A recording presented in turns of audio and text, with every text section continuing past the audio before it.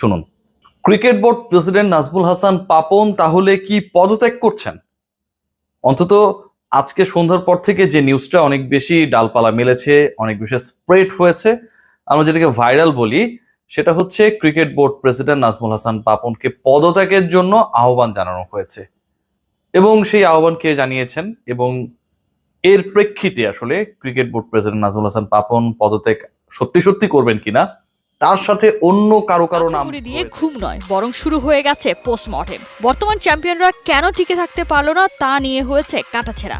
ব্যর্থতার দায় অনেকেই বাটলারদের কাঁধে চাপাতে চাইলেও দলের ব্যবস্থাপনা পরিচালক রব কি বললেন, সব দায় তার। আসসালামু আলাইকুম সুপ্রিয় দর্শক বন্ধুরা, অবশেষে বাংলাদেশ ক্রিকেটকে মুক্ত করার জন্য বাংলাদেশের সচেতন মানুষেরা জেগে উঠেছে। দর্শক বন্ধুরা, এবার বিসিবি সভাপতি নাজমুল হাসান পাপনের পদত্যাগ করানোর জন্য বেশ কিছু গুরুত্বপূর্ণ তথ্য বেরিয়ে আসলো। দর্শক বন্ধুরা, তাহলে কবে এই পাপন পদত্যাগ করতে যাচ্ছে? দর্শক বন্ধুরা, যেখানে বিশ্বের অনেক নামি দামি কর্মকর্তারা তাদের ব্যর্থতার কারণে পদত্যাগ করে যাচ্ছেন, অথচ বাংলাদেশ ক্রিকেট বোর্ডের একজনও কর্মকর্তা নিজের ইচ্ছায় পদত্যাগ করেনি। দর্শক বন্ধুরা, আবার সেই সকল বিষয়গুলোকে কেন্দ্র করে নোটিশ জারি করা হয়েছিল। আর সেই নোটিশটি কতটুকু গুরুত্বপূর্ণ এবং কতটুকু তাদের উপর চাপ ধরেছে, সেই সকল বিষয়গুলোকে কেন্দ্র করে রিয়াসত আজিব অত্যন্ত চমৎকার কিছু আলোচনা করেছেন এবং তিনি সেই সকল বিষয়গুলোকে কেন্দ্র করে অত্যন্ত চমৎকার কিছু তথ্য দিয়েছেন। তো দর্শক বন্ধুরা, আপনারা রিয়াসত আজিমের সেই সকল আলোচনাগুলো শুনলে অবশ্যই বুঝতে পারবেন। অন্যদিকে আপনাদের মাঝে সেই সকল বিষয়গুলোকে কেন্দ্র করে অত্যন্ত চমৎকার একটি প্রতিবেদন তুলে ধরেছি। আপনারা সেই প্রতিবেদনটি দেখলে অনেক কিছু বুঝতে পারবেন। তো দর্শক বন্ধুরা, চলুন আমরা সেই সকল বিষয়গুলো পরিপূর্ণ জেনে নেই। অবশ্যই ধৈর্য সহকারে পুরো ভিডিওটি দেখবেন, তাহলে এই সকল বিষয়গুলো প্রেসিডেন্ট নাজমুল হাসান পাপন তাহলে কি পদত্যাগ করছেন? অন্তত আজকে সন্ধ্যার পর থেকে যে নিউজটা অনেক বেশি ডালপালা মেলেছে, অনেক বেশি স্প্রেড হয়েছে, আমরা যেটাকে ভাইরাল বলি, সেটা হচ্ছে cricket board president Nazmul Hassan পাপনকে পদত্যাগের জন্য আহ্বান জানানো হয়েছে।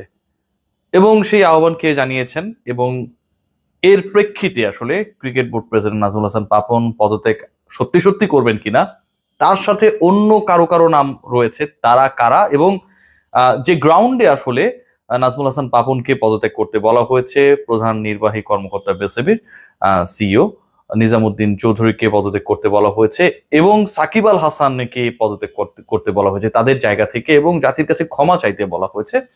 সেটা আসলে কতটুকু মজবুত বা এর প্রেক্ষিতে বিসিবি প্রেসিডেন্টের পদ থেকে নাজমুল হাসান পাপনের সরে দাঁড়ানোর কোনো সম্ভাবনা রয়েছে কিনা, তাই নিয়ে আমার আলোচনা। আমি সাকিব অ্যান্ড নাজমুল হাসান পাপন ইস্যুতে পরে আসবো, আগে একটু নিজামুদ্দিন চৌধুরী ইস্যুটা খোলাসা করি। নিজামুদ্দিন চৌধুরীর ব্যাপারে যে অবজারভেশনটা এসছে কিংবা যে বক্তব্যটা আমরা যতটুকু জানতে পেরেছি মিডিয়ায়, সেটা অনেকটা এরকম, যেহেতু বাংলাদেশ নিদারুণভাবে ব্যর্থ হয়েছে এবং বাংলাদেশ এবার একদমই এটা নিয়ে তো আসলে কোনো ডাউট নেই যে বিশ্বকাপ এক্সপেকটেশনস ফুলফিল করতে পারে নাই। বাংলাদেশ বাজে ক্রিকেট খেলেছে এবং বাংলাদেশের পুরো দলকে নিয়ে আসলে যে আশাটা ছিল সেটা আসলে কোনো অংশেই, কোনো নিক্তিতে, কোনো বিচারে আসলে পরিপূরণ হয়নি। কারণ প্রশ্ন যেটা, সেটা হচ্ছে নিজামুদ্দিন চৌধুরী সুজন, যিনি বিসিবির প্রধান নির্বাহী, কিংবা তার যে আসলে কমিটি রয়েছে, কমিটি বললে ভুল হবে, তার যে টিম রয়েছে যারা আসলে ক্রিকেট বোর্ড পরিচালনার সাথে একটা বড় ভূমিকা পালন করেন, তারা কি আসলে ডিসিশন মেকিং এর সাথে জড়িত কিনা?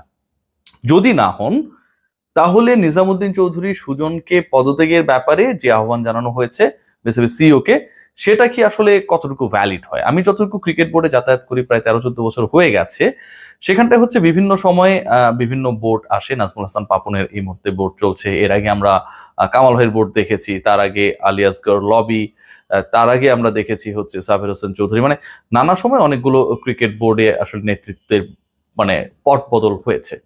এখন যখন ক্রিকেট বোর্ড গঠিত হয়, নতুন বোর্ড আসে, সেই ক্রিকেট বোর্ড তারা বিভিন্ন ডিসিশনস গুলো মেক করে যে আসলে আমাদের এই নীতিতে চলা উচিত, গেম ডেভেলপমেন্ট এভাবে চলবে, ক্রিকেট অপারেশনস এভাবে চলবে।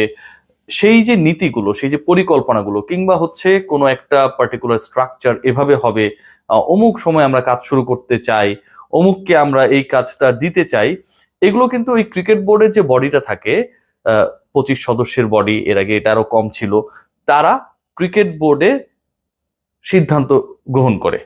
তারা যে মিটিংটা হয়, বোর্ড মিটিং আমরা যেটাকে বলি, সাধারণ সভা যেটাকে বলি আমরা, সেখান থেকে এই ডিসিশনস গুলো আসে এবং সেটাকে বাস্তবায়নের কাজটা করে হচ্ছে নিজামুদ্দিন চৌধুরী সুজন, তিনি যেহেতু ক্রিকেট বোর্ডের প্রধান নির্বাহী, এবং তার যে টিম রয়েছে যারা বিভিন্ন দায়িত্বে রয়েছে তারা।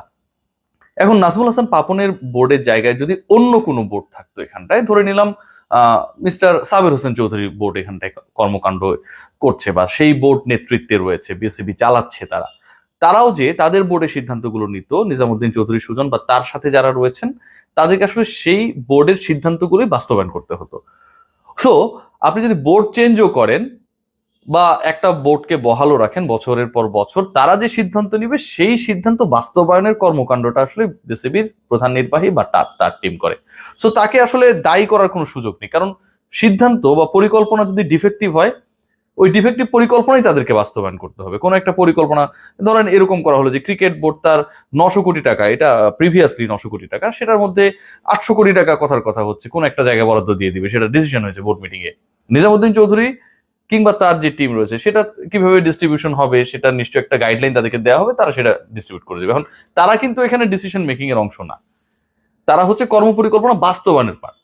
সো নিজামুদ্দিন চৌধুরী সুজনের ব্যাপারে যেটা বলা হয়েছে, আমি পাপন ভাইয়ের ব্যাপারেও আসবো, সেটা আমার কাছে যেটা মনে হয় যে খুব সিলি মনে হয়েছে, কারণ ক্রিকেট বোর্ড পরিচালনা বা ক্রিকেট বোর্ডের ডিসিশন মেকিং এর তিনি অংশ না, বা তার টিম অংশ না। ক্রিকেট বোর্ডে যারা চাকরি করে, অনেকেই করে, তারা এটার সাথে জড়িত না।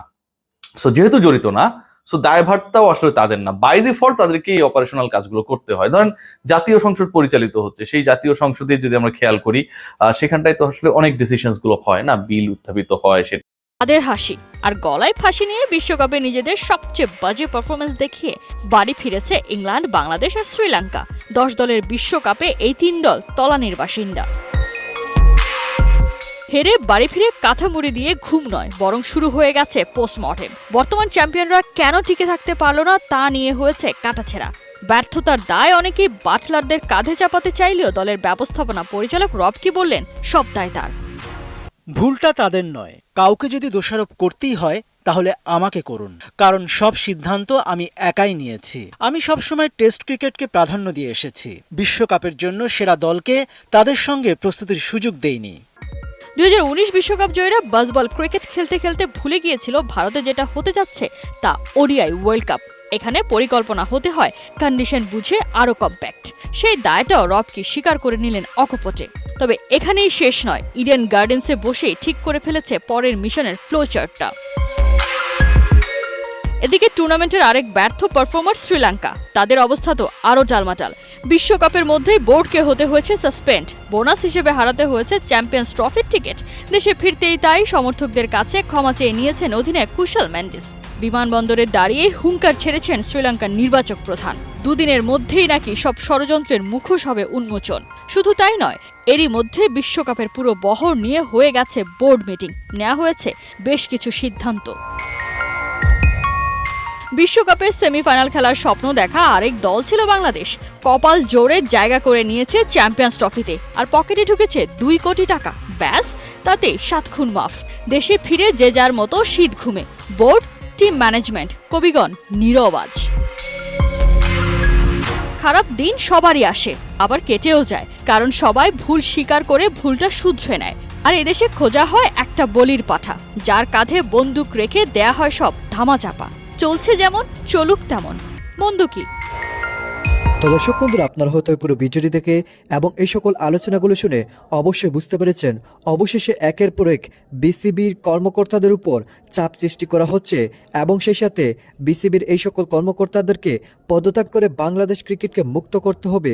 দর্শক বন্ধুরা, এবং সেই সাথে যেখানে বিশ্বের অনেক নামি দামি ক্রিকেট বোর্ডের অনেক ক্রিকেট কর্মকর্তারা নিজ ইচ্ছায় পদত্যাগ করে যাচ্ছেন, কিন্তু বাংলাদেশের একটা বল্ডুও পদত্যাগ করেনি। তো দর্শক বন্ধুরা, আপনারা রিয়াসত আজিম ভাইয়ের এই সকল আলোচনাগুলো শুনে এবং সেই সাথে কি শেষ পর্যন্ত পদত্যাগ করবে পাপন, এই বিষয়গুলো শুনে আপনাদের কাছে কি মনে হচ্ছে অবশ্যই কমেন্ট করে জানিয়ে দিবেন। তো দর্শক বন্ধুরা, ভালো থাকুন, সুস্থ থাকুন।